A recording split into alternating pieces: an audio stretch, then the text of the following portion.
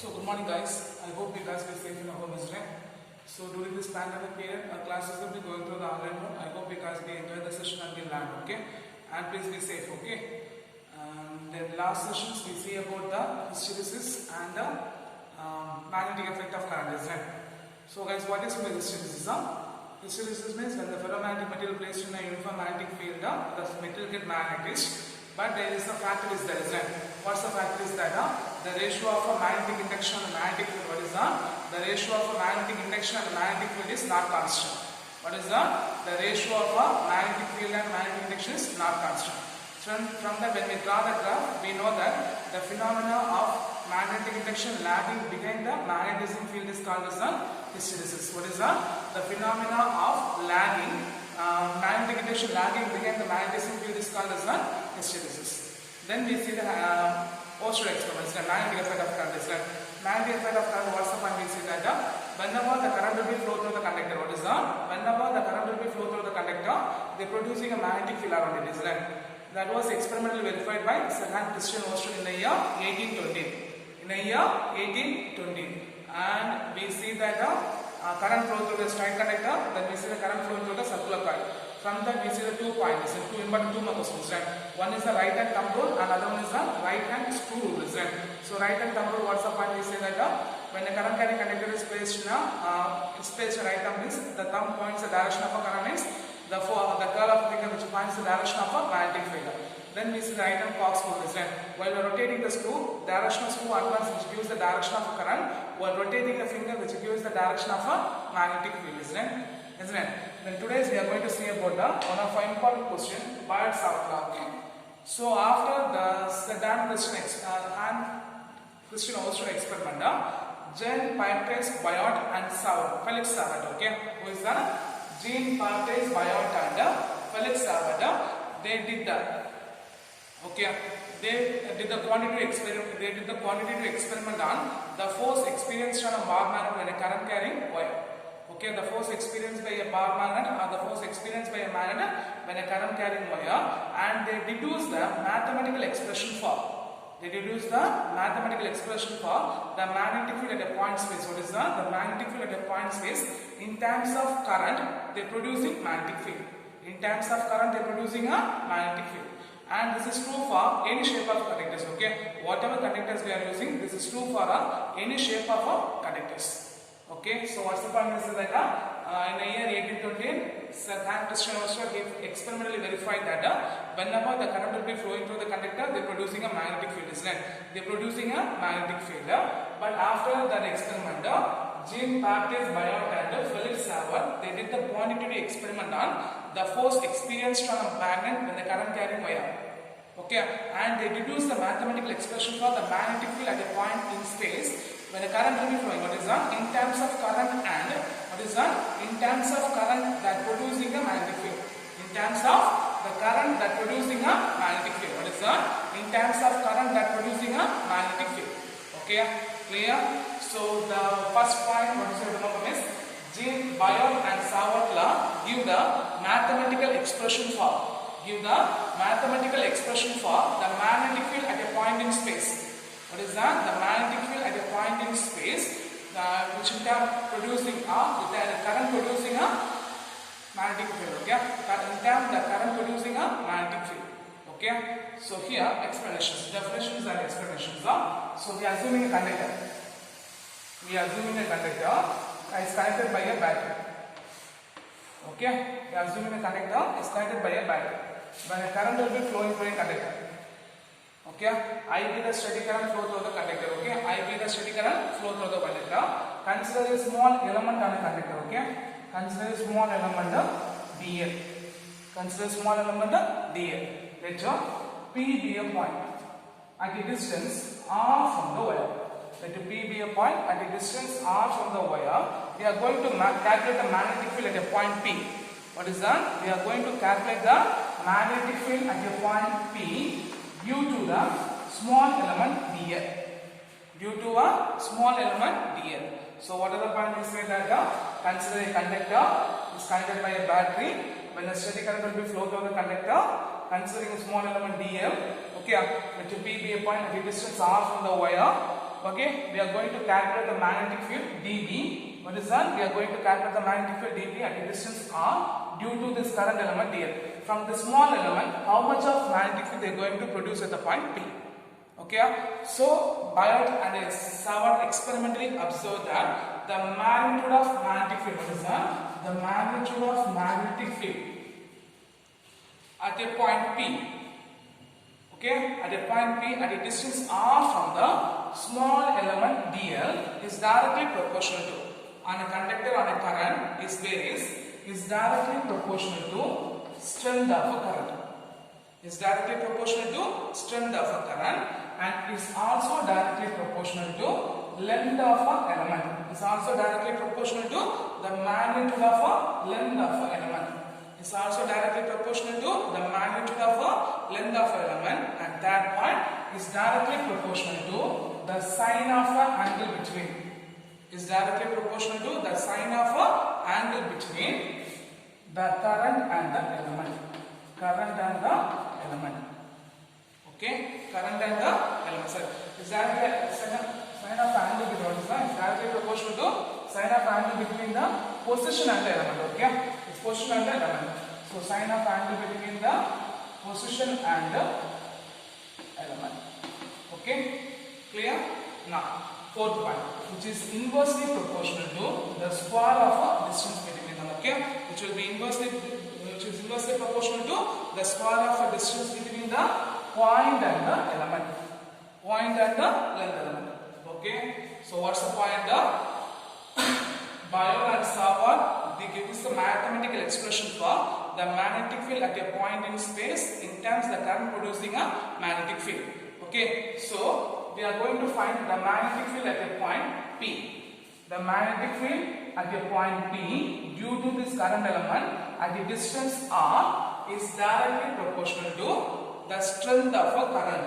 Is directly proportional to the magnitude of a length of an element and directly proportional to the sine of an angle between. What is that? The sine of an angle between the position and, okay, the sine of angle between the position or the distance and the element, which will be inversely proportional to, what is that? Which will be inversely proportional to square of a distance between them. What is that? Which will be inversely proportional to the square of a distance between the point and the element. Okay, so by combining this expression, what is that? By combining this expression, what is it? dB is directly proportional to I dl sin theta by r square. I dl sin theta by r square. Okay, clear? So when the proportion comes to equal, we are using a constant design. So dB is equal to k into I dl sin theta by r square. dB is equal to k into I dl sin theta by r square. Okay, if you write the vector notation, this was the r. The value of k is equal to what is that? The value of k is equal to mu 0 by 4 pi. If you substitute means what is it? dB is equal to mu 0 by 4 pi I dl sin theta by r square. Okay, clear? If you are writing the vector notation, means what is that? If you are writing the vector notation, means what is it? B vector is equal to mu 0 by 4 pi into I dl vector cross r cap divided by r square. I dl vector cross r cap divided by r square. Okay, here the magnitude of element dl is what is that? The magnitude of element dl is perpendicular to, what is that? The magnitude of a vector db vector is perpendicular to the element and the position. Position vector means the unit vector is directed from the point to the element. Point to the element. Okay, so the magnitude, what is that? The db vector. db vector is perpendicular to the, what is that? The db vector is perpendicular to the I dl vector element and the position vector from the point to the element. Okay, clear? Then, if you want to calculate the net magnetic field at a point, what is that? The net magnetic field at a conductor means what is that? The net magnetic field at a conductor means we have to integrate the equation. So B vector is equal to integral of dB vector. So if you vector means what you get? Mu 0 by 4 pi into I integral of dl vector cross r cap by r square. Okay. So if you want to calculate the magnetic field at a net magnetic field at a point means what is that? If you want to calculate the net magnetic field of the whole conductor means while you are integrating the equations, d vector is equal to integral of dp vector. So mu 0 I by 4 pi integral of d vector plus r cap by r square. Okay, clear? So this what is Biot-Savart states that the amount of magnetic field dp vector at a point in space due to the small element dl is directly proportional to the strength of a current, is directly proportional to the length of an element. It is directly proportional to the sine of angle between the position vector and the element, and it should be inversely proportional to the square of the distance between the point and the element. So by comparing by joining the equations, what you get now, dB is proportional to ideal sin theta by r square, and the proportion comes to equal using a constant k. The value of k is equal to mu 0 by 4 pi. If you substitute the, if you write the vector notation is what is that? If you write the vector notation is what you get now, mu 0 by 4 pi into ideal vector plus r cap by r square. If you want to calculate the total magnetic field at a point means what is that? The net magnetic field at a point means when you are integrating the equations, when you are integrating, you get the net magnetic field produced due to the current. The net magnetic field at a point P produced due to the current. Okay. Then they have special cases. Okay. So case number 1. If your point lies on a conductor, here the point is there, isn't it? If a point will be lies on a conductor means, okay. If your point will be lies on a conductor means theta is equal to 0, sine 0 is equal to 0. Okay, so the magnetic field at a point will be 0. What is that? Therefore, the magnetic field, what is that? Therefore, the magnetic also 0. Okay, clear? Then case number 2.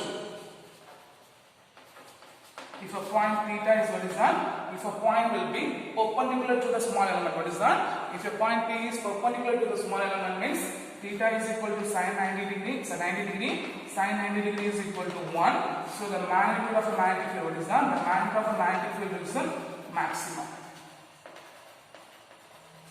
The magnitude of magnetic field will be maximum. Okay, and it is given by the vector from dB vector is equal to mu 0 by 4 pi into I dl. What is that? The magnitude of magnetic field, what you get the dB is equal to mu 0 by 4 pi into I dl sin theta by r square into n cap. Okay, clear?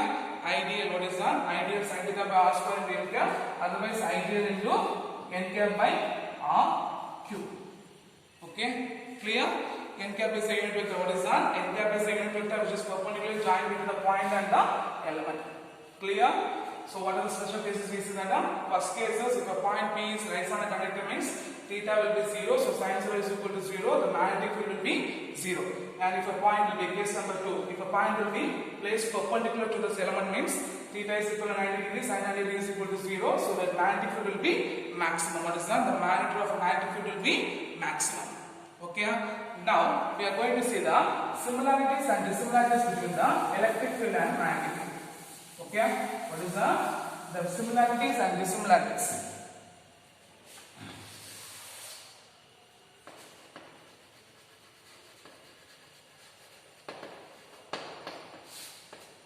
So similarities and dissimilarities. Okay, first we are going to see about the similarities between the electric field and magnetic field. So both electric field and magnetic field, they obey inverse square law. What is that? Both the electric field and magnetic field, they obey inverse square law. Okay, clear? And they also obey, what is that? They also obey principle of superposition. They also obey the principle of superposition. Okay, so what are the similarities between the electric field and magnetic field? They obey inverse square law. The second point, they obey the principle of superposition. Okay, and they are linearly with respect to the source. Okay, they are linearly with respect to the source. They are depending upon the source. So if it is electric field means they are depending upon the charges. They are depending upon the charges. If it is a magnetic field means they are depending upon the current element. They are depending upon the current element. So what is the similarities between the electric field and magnetic field? The electric field obeys the inverse square law. What is that? The electric field obeys the inverse square law and both electric field and magnetic field obey the inverse law, and also it obey the principle of superposition. It will be linearly proportional to, or it will be depends on what is on. It will be linear with respect to the source. So the electric field will be depending upon the charge, magnetic field will be depending upon the current element. Okay. The next we are going to see about the dissimilarities.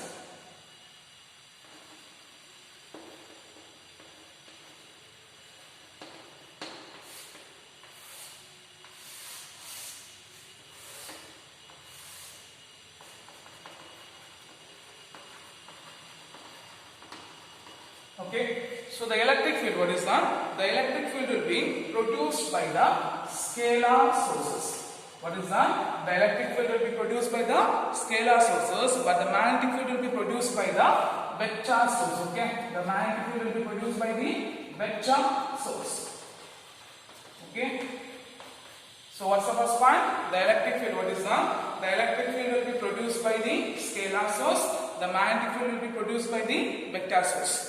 Okay, then point number 2, it is directed along the position joining between. What is that? It is directed along the position joining between the source and the point in which electric field will be calculated. It is the point. What is that? It is directed along the line joining between the source and the point at which the electric field will be calculated. Okay, but for magnetic field, it is directed perpendicular to the. It is directed perpendicular to the position vector and the current element. Okay, it is directed perpendicular to the position vector and the current element. Okay, then third point, that electric field will be depend. What is that? It doesn't depend on angle. Okay, it does not depend on angle.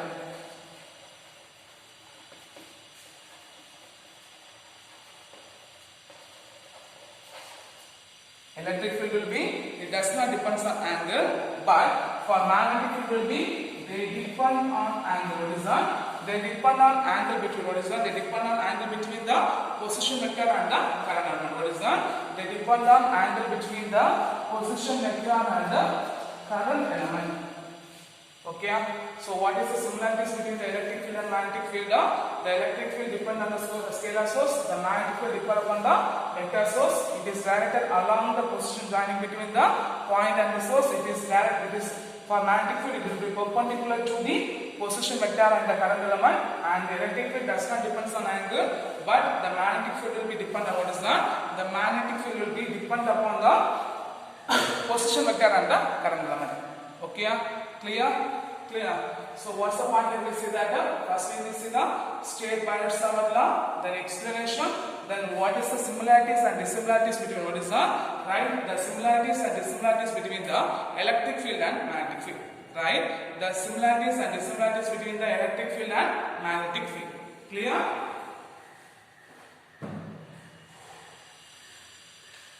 Isn't it out? Okay? Clear?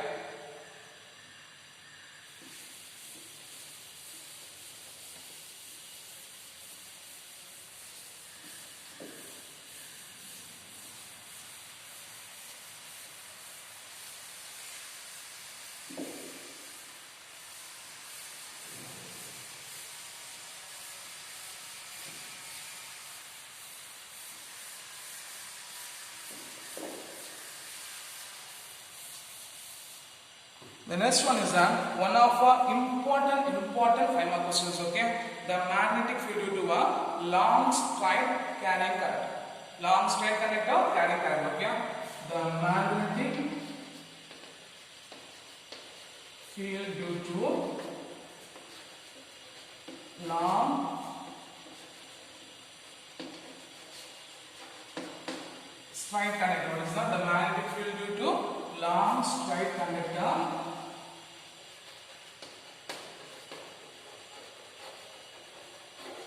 carrying one of our important 5 mark questions. Okay guys, one of our repeated important 5 mark question, most expected 5 mark questions. Okay, so what's the question? The magnetic field due to a infinite long straight conductor. Okay, magnetic field due to a infinite long straight conductor carrying current. So consider a long straight conductor. What is that? Consider lecture y and y dash VD. What is that? Y and y dash VD. Okay, let y and y dash be the infinite long straight conductor. Let y and y dash be the infinite long straight conductor. Let I be the steady current flowing through a conductor. I be the steady current flowing through a conductor. So consider the infinite long straight conductor y and y dash, or let y and y dash be the infinite long straight conductor, and I and I be the steady current flow through the conductor. Okay. So we are going to calculate the magnetic field at a point P at a distance r from the wire. Okay. So we take a point. Let P be a point at a distance r from the wire. Okay. Let P be a point at a distance r from the wire. Okay. Now consider a small element. Consider a small element AB having a length dl. Consider small element AB having a length dl. Okay. So we are going to calculate the amount of magnetic field at a point P due to the current element. Okay. The amount of magnetic field at a point due to the current element. Okay. Clear? So the magnetic field at a point P due to the current element I dl vector is equal to, what's the value vector? D B vector is equal to mu 0 by 4 pi, because already we know the bias of as that mu 0 by 4 pi into I dl sin theta by r square into n cap. Okay, clear? So we are going to calculate the magnetic field at a point P due to the current element AB by using a Biot-Savart law. dB vector is equal to mu 0 by 4 pi I dl sin theta by r square. Here n cap represents the unit vector which points from the point P, and theta is the angle between, what is that? Theta is an angle between the current unit. Okay, clear? So here we make an angle. Okay. So here angle will be theta, here it will be angle will be phi, here angle will be d phi. It's a lower face, so the upper face will be phi 2, the lower face will be minus phi 1. Okay guys, clear? Clear. So first let r be the distance. So this is the distance. This is the distance for P be a point at the distance of A, it will be distance R. Okay. Let P be a point at the distance A from the wire. Okay. Let P be a point at the distance A from the wire. We consider small element at distance R from the wire. Okay. Clear? Let's write out. So what's the point here? We say that consider a long straight conductor y dash. I be the steady current flow through the conductor. Let P be a point at a distance A from the wire. What is that? Let P be a point at a distance A from the wire. Considering a small element AB, we are going to calculate the amount of magnetic field at a point P due to the element AB. Okay, so what you get now? dB is equal to mu 0 by 4 pi I dl sin theta by r square. Here AC is drawn perpendicular to BP. What is that? AC is drawn perpendicular to BP. Okay. Now from the triangle, here what's the triangle we got? Just assume that we got three triangles. One triangle ABC, other triangle OPA, other triangle ABC. Okay, clear? Clear.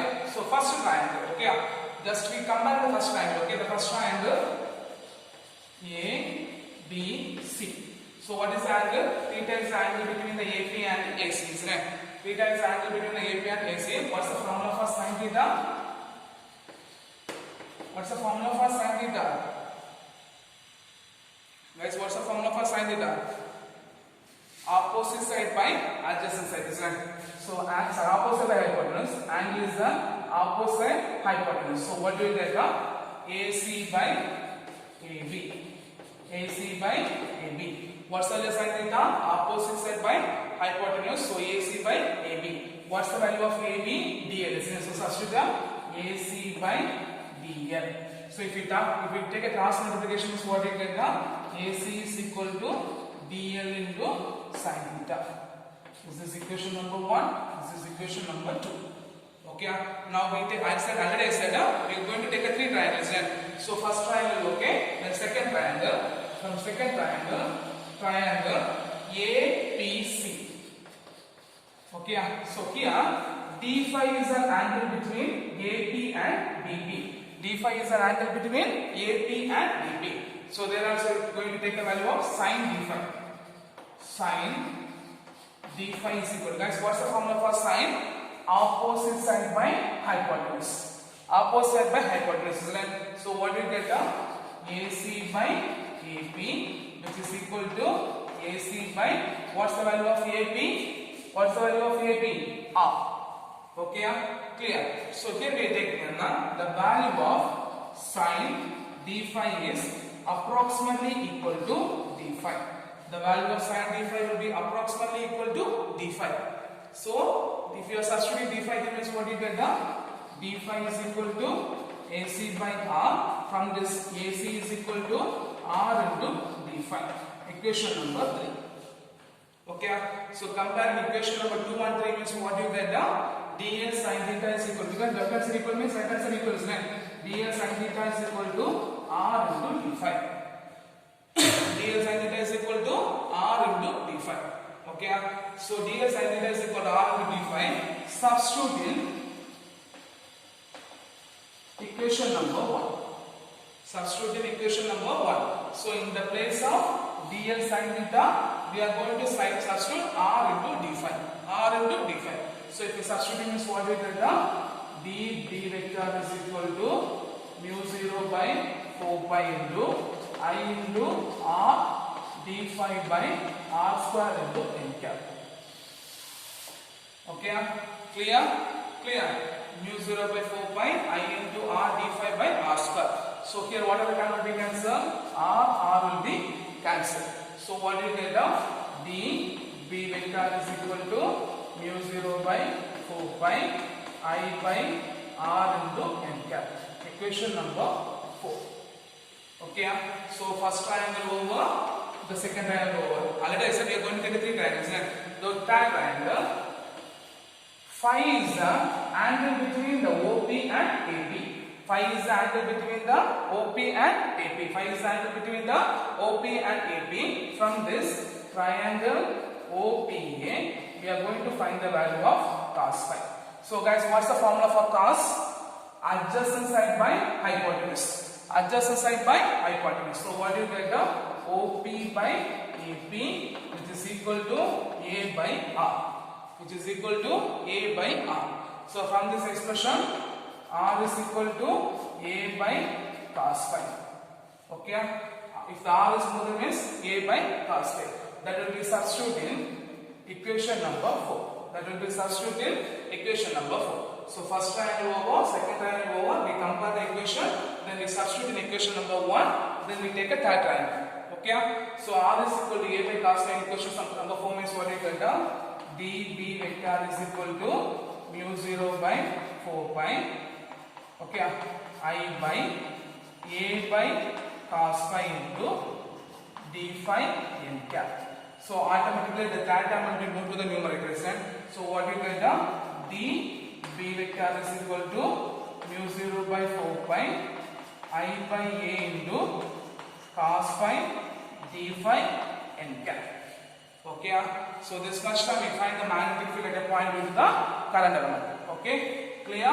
Guys, now we are going to find the total magnetic field at a point P due to the whole conductor. Okay, so we are going to find the total magnetic field. What is that? The total magnetic field at a point P due to the whole conductor.